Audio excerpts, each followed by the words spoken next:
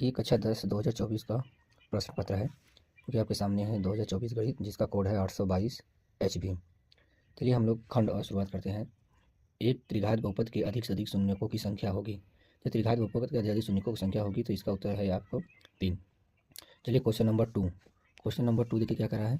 140 के अभाज्य गुणनखंड होगा। पहला ऑप्शन 2 × 5 की घाते 2 × 7, दूसरा 2 × 7 × 5, तीसरा ऑप्शन है 2 × 2 × 5 × 7 और चौथा ऑप्शन है 2 × 2 × 5 × 7। चलिए हम इसको अभाज्य गुणनखंड निकालते हैं। तो देखिए 140 का अभाज्य गुणनखंड क्या होता है। अभाज्य गुणनखंड निकालते समय हम सबसे पहले जानेंगे अभाज्य संख्या किसे कहते हैं। जो खुद से या एक से कटे उससे अभाज्य गुणनखंड है। सबसे छोटी अभाज्य संख्या हमारे 2 है, 2 से काटेंगे, 2 7 14, 7 बार यहाँ 0 उतार दीजिए, फिर 2 से काटिए तो हो जाएगा 35। इसके बाद 3 से तो कटेगा नहीं, फिर 4 से नहीं कटेगा तो 5 से काटिए, 5 7 35, 7 1 कम 7। तो इस 140 का अभाज्य गुणनखंड आ गया 140। 1 2 2 × 5 × 7। तो देखिए 2 × 2 × 5 × 7, 2 × 2 × 5 × 7 से सी ऑप्शन हमारा सही है। 140 का अभाज्य गुणनखंड 2 × 2 × 5 × 7 सही है। चलिए नेक्स्ट क्वेश्चन की तरफ चलते हैं।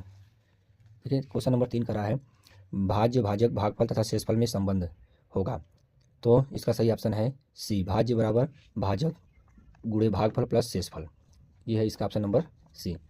क्वेश्चन नंबर 4 में करा है रैखिक समीकरण x + 2x + 5 = 0 तथा -3x - 6y + 1 = 0 के युग्म का हल होगा। तो रैखिक समीकरण को हल करने के से पहले हम लोग छोटी सी बातों को जानना बहुत ज़रूरी है। चलिए ध्यान दीजिए, सबसे पहले हम लोग हल करेंगे। इसके कुछ कंडीशन है जिसको जानना बहुत ज़रूरी है। ध्यान दीजिए, पहला है यदि a1/a2 बराबर b1/b2 बराबर c1/c2। अगर ऐसा आता है कि a1/a2 बराबर b1/b2 बराबर c1/c2 है तो समीकरण युग्म के अपरिमित रूप से अनेक हल होंगे। तो ऐसी स्थिति में समीकरण युग्म के अपरिमित रूप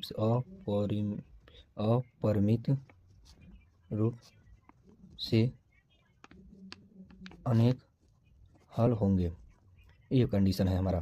कंडीशन नंबर 2 क्या है, देखिए ध्यान से।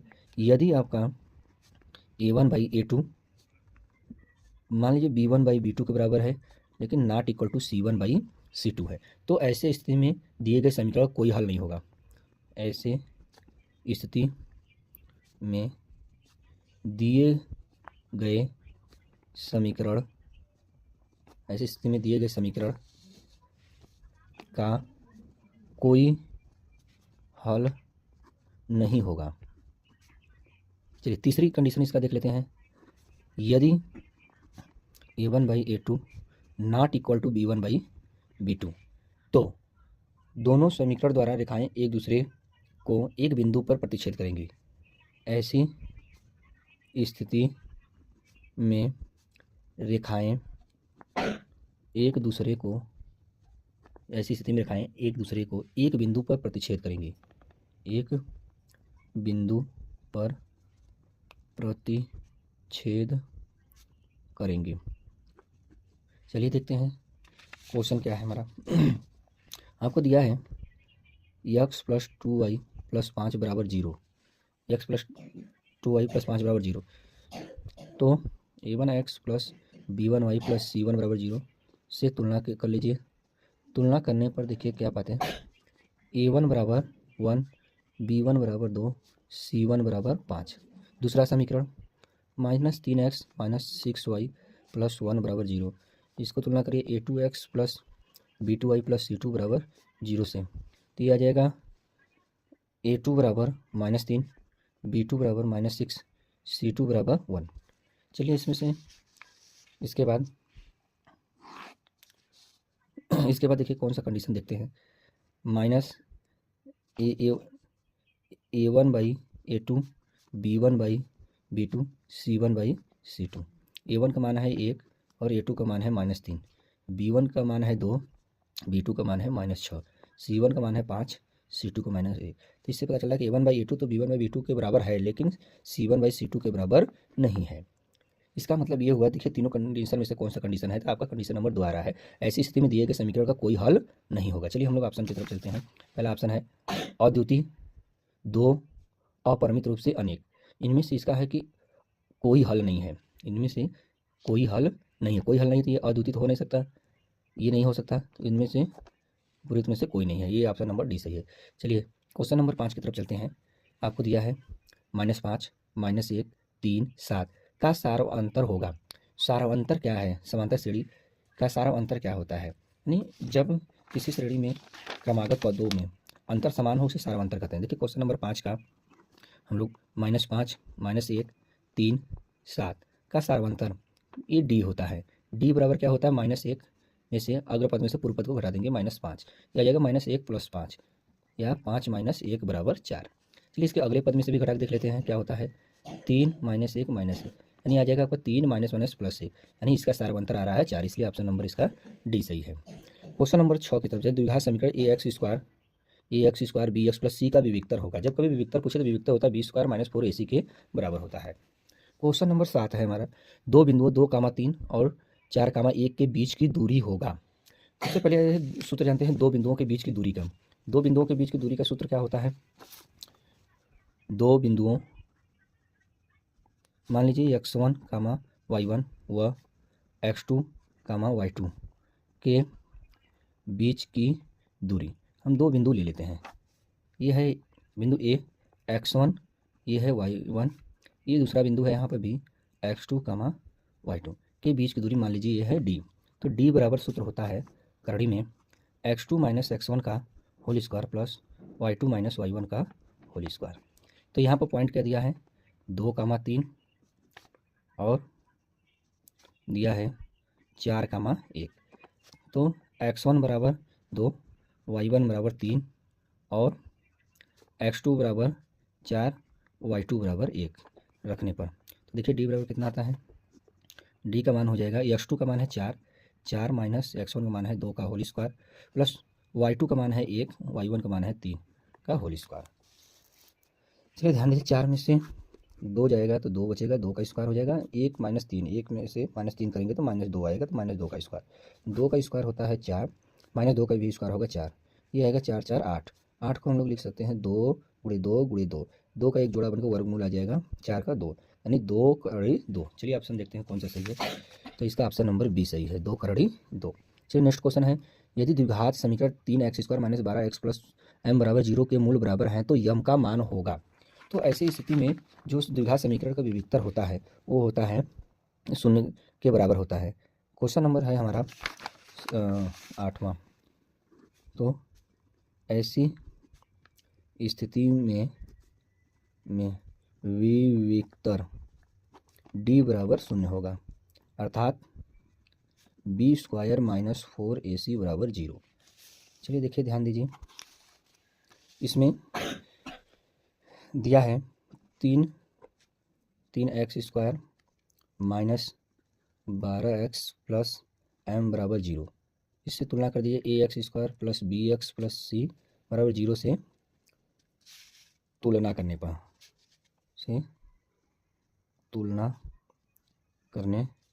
पर जब तुलना करेंगे तो देखिए कितना है। a बराबर आ रहा है 3, b बराबर आ रहा है -12, c बराबर है m, इसलिए हम रख देंगे। तो b का मान b का मान है -12 का whole square minus b² 4, a का मान 3 और c का मान m बराबर 0। तो हो गया 144 - 12m बराबर 0, या हम लिख सकते हैं -12m बराबर -144। माइनस से माइनस कट जाएगा, 12 बराबर 144, यानी m बराबर 12। ये हमारा सही आंसर है। चेक करिए ऑप्शन कौन सा है। ऑप्शन नंबर आपका डी सही है। चलिए क्वेश्चन नंबर 9 की तरफ चलते हैं। समबाहु त्रिभुज ABC की भुजाएं 2a हैं। समबाहु त्रिभुज ABC की भुजाएं 2a है, उसके प्रत्येक शीर्ष लंब की लंबाई होगी। सब समबाहु त्रिभुज किसे कहते हैं?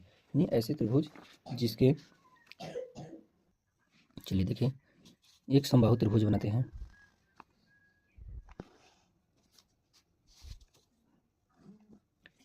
ABC जिसकी भुजा 2a 2a 2a। समबाहु त्रिभुज जिसकी तीनों भुजाएं समान हो उसे समबाहु त्रिभुज कहते हैं। शीर्ष लंब की लंबाई, तो हम कोण ए से इसके सामने वाली भुजा BC पर लंब डाल देते हैं। ये जो लंब होता है भुजा BC को समद्विभाजित करता है, इसे भुजा BC को समद्विभाजित करता है। मान लीजिए पॉइंट डी है, तो ए होगा, ये ए होगा, ये हमारा ए डी जो है शीर्ष लंब है।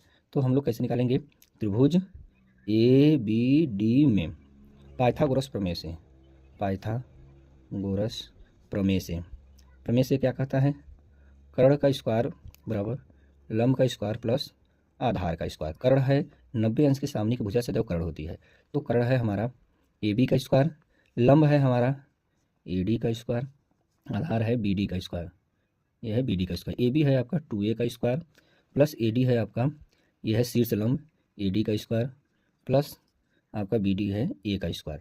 ये हो जाएगा 4a स्क्वायर बराबर A D square plus A square. इसको इधर पक्षांतर करेंगे तो 4a स्क्वायर माइनस ए स्क्वायर में से घटाएंगे तो ये आ जाएगा 3a स्क्वायर बराबर ए डी, या ए डी बराबर आ जाएगा, ए डी बराबर आ जाएगा करड़ी में 3a। शीर्ष लंब की लंबाई कितना आ गया करड़ी में 3a। चलिए ऑप्शन देखते हैं।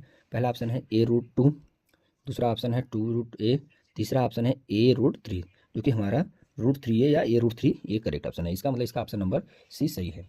चलिए क्वेश्चन नंबर 10 की तरफ हम लोग चलते हैं। निम्नलिखित का माध्य होगा, वर्ग अंतराल दिया है 1 से 3, 3 से 5, 5 से 7, 7 से 9, 9 से 11, बारंबारता दिया है 3, 2, 4, 2, 3। तो चलिए हम लोग इसको हल करते हैं। माध्य निकालने के लिए सबसे पहले हम लोग बनाएंगे वर्ग अंतराल का एक कॉलम बनाएंगे। क्वेश्चन नंबर 10 है, ये कॉलम है वर्ग अंतराल, ये है पहला कॉलम वर्ग अंतराल, ठीक है। दूसरा कॉलम है बारंबारता, दूसरा कॉलम है बारंबारता।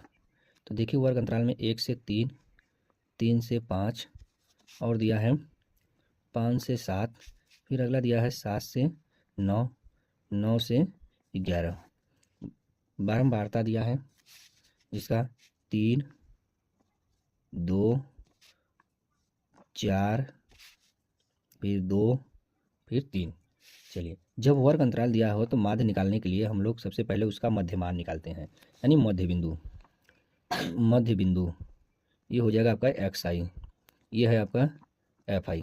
तो मध्यमान क्या करते हैं, इन दोनों को जोड़ का आधा, 1 और 3 हो जाएगा 4, 4 का आधा हो जाएगा 2, ये हो जाएगा 8, 8 का आधा हो जाएगा 4, जब ये 7, 5, 12, 12 का आधा हो जाएगा 6, ये हो जाएगा 16, 16 का आधा हो जाएगा 8, ये हो जाएगा 20, 20 का आधा हो जाएगा 10।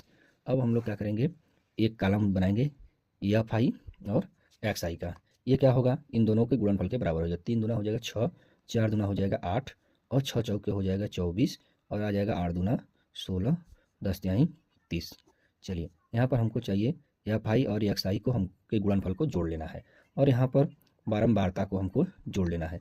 3, 2, 5, 5, 4, 9, 9, 2, 11, 11, 3, 14।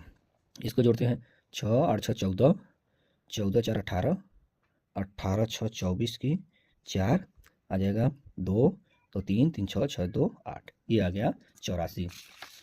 चलिए सूत्र होता है माध्य बराबर sigma F I S I का योगफल बटे सिग्मा एफ आई। तो इसका मान है आपका 84/14। इसको काटेंगे तो ये हो जाएगा 14 छंग 84, यानी माध्य आ गया हमारा 6। तो ऑप्शन नंबर कौन सा है, इसका मतलब ऑप्शन नंबर डी है। ये ऑप्शन नंबर 2 गलत है, बी 4 है ये भी गलत है, सी है 5 ये भी गलत है। ऑप्शन नंबर डी हमारा ये है करेक्ट आंसर। चलिए क्वेश्चन नंबर 11 में दिया है साइंस 23 अंश और काश 63 अंश का मान होगा 1 - 1 0 1/2। जब कभी भी साइन और काश का अनुपात दिया हो और इनका अंतर, इनका योगफल 90 हो तो समझिए इनका मान 1 होता है। तो साइन 27 और साइन 63 होगा 90, तो इसका सही ऑप्शन है आपका ऑप्शन नंबर पहला ए करेक्ट ऑप्शन है। चलिए क्वेश्चन नंबर आगे चलते हैं, हम लोग क्वेश्चन नंबर 12 की तरफ चलते हैं।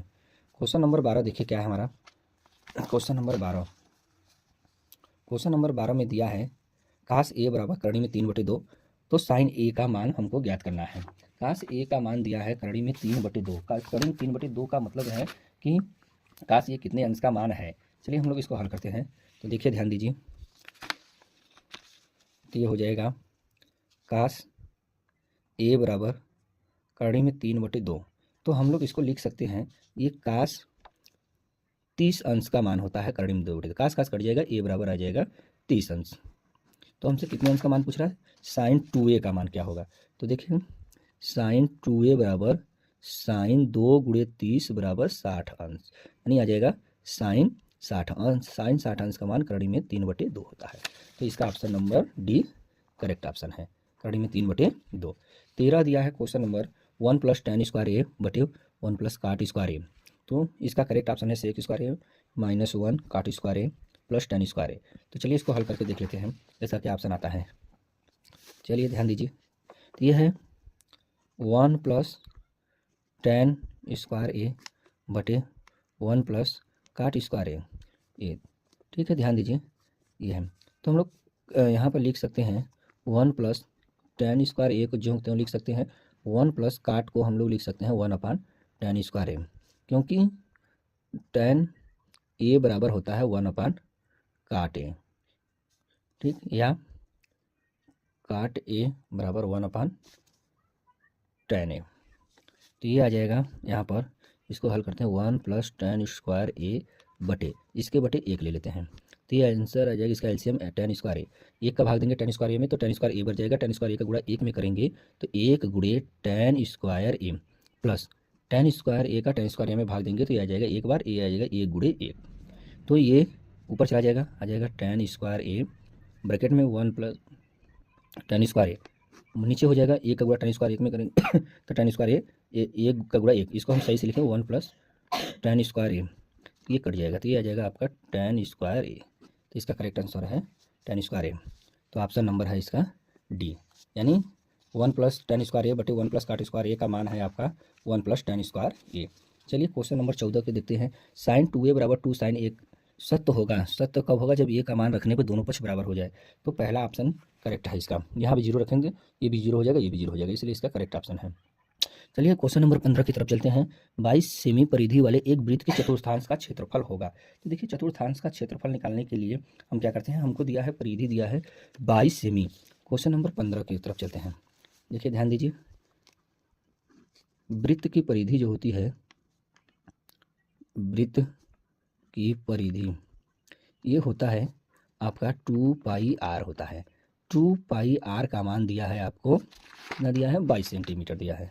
ये हो जाएगा 22। तो 2 गुणे पाई का मान रख दीजिए 22 बटे 7 गुणे आर बराबर 22।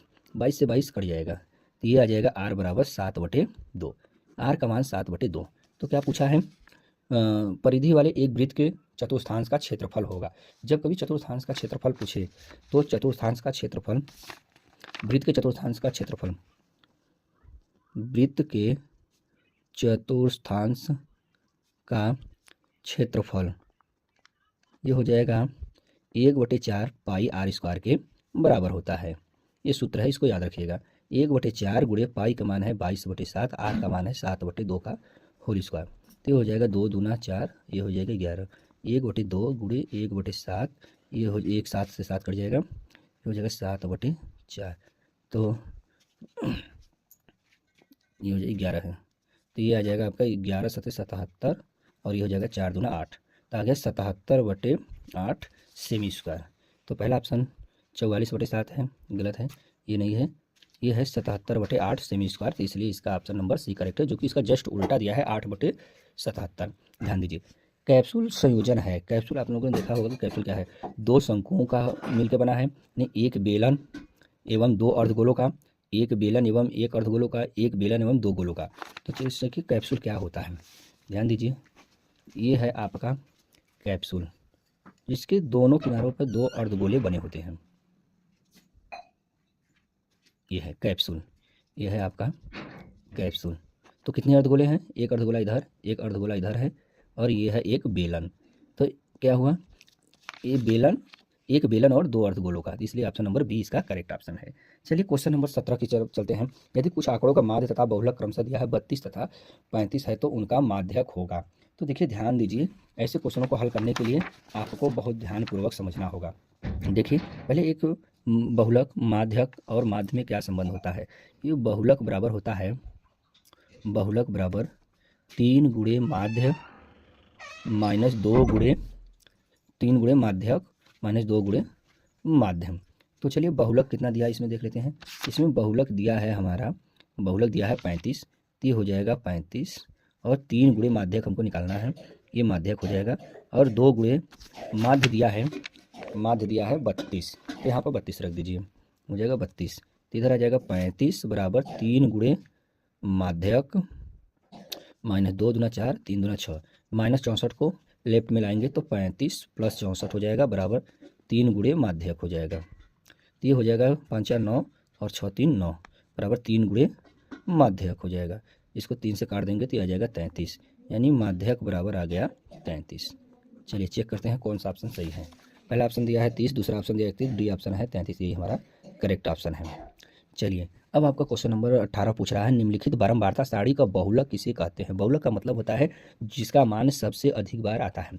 तो देखिए पहले में 8 है, ये 7 है, 18 है, तो सबसे अधिक है 19। ये किस वर्ग अंतराल में? 15 और 20 में। तो इसका करेक्ट ऑप्शन है बी। चलिए हम लोग नेक्स्ट क्वेश्चन नंबर 19 है, दो पासों को एक साथ उछालने पर दोनों पासों प्राप्त संख्याओं का योग 10 होने की प्रायिकता है। ये है आपका प्रायिकता से क्वेश्चन। चलिए हम लोग इसको हल करते हैं, देखते हैं क्या आता है।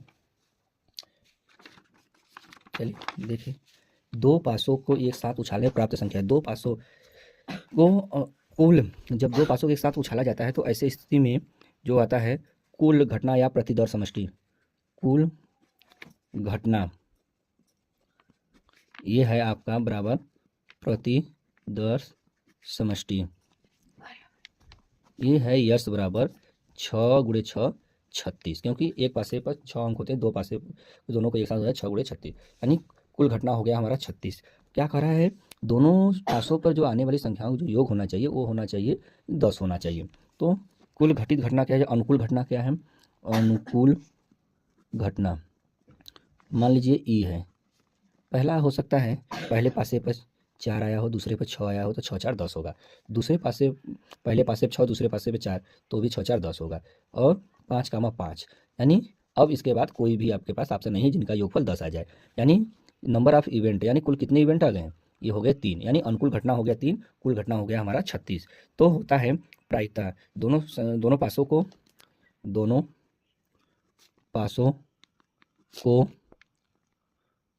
एक साथ उछालने पर, दोनों पासों के एक साथ उछालने पर प्राप्त संख्याओं का योग 10 प्राप्त होने की प्रायिकता क्या हो जाएगा? बराबर अनुकूल घटना बटे कुल घटना। तो अनुकूल घटना कितना है? अनुकूल घटना है 3, कुल घटना है हमारा 36। इसको काट देंगे तो 1/12। चलिए ऑप्शन देखते हैं, इसका करेक्ट ऑप्शन आया 1/12। तो पहला ही ऑप्शन सही है। एक पासे को एक बार फेंकने पर सम संख्या प्राप्त होने की प्रायिकता क्या होगी? जब पासे पर कुल सम संख्या, पासे पर सम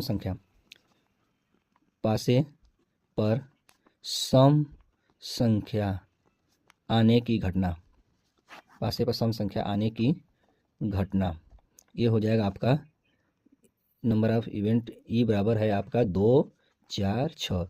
कितने नंबर आ गए? 3। ये हो गया पासे पर सम संख्या आने की घटना। कुल संभव घटना, कुल अंक आने की संभव घटना कितना हो जाएगा आपका? ये हो जाएगा 1 2 3 4 5 6, कुल आ जाएगा टोटल नंबर ऑफ समष्टि जो हो जाएगा आपका 6 हो जाएगा। तो सम संख्या प्राप्त होने की प्रायिकता, सम संख्या प्राप्त होने की प्रायिकता बराबर हो जाएगा अनुकूल घटना बटे कुल घटित घटना। तो अनुकूल घटना कितना है? 3 है, कुल घटना है 6। 3 एकम 3, 3 दूना 6, यानी इसका ऑप्शन है 1/2। तो इसका करेक्ट ऑप्शन है 1/2। तो हम लोग क्वेश्चन नंबर 1 से क्वेश्चन नंबर 20 तक कर लिए, जो कि ये प्रत्येक क्वेश्चन 1 नंबर का है। ठीक है, बाकी क्वेश्चन को हम लोग नेक्स्ट सेशन में करेंगे।